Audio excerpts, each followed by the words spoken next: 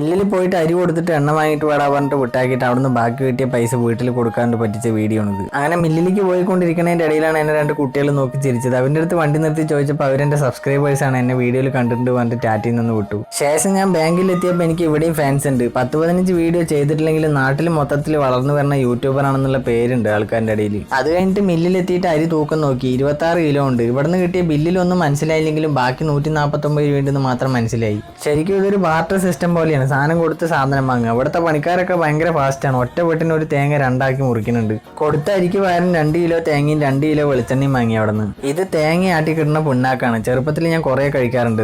മഴ പെയ്തു കഴിഞ്ഞാൽ പിന്നെ പാടത്തിന്റെ വരമ്പ് പോലെയാണ് റോഡിന്റെ വലിപ്പം എന്ന് പറയുന്നത്.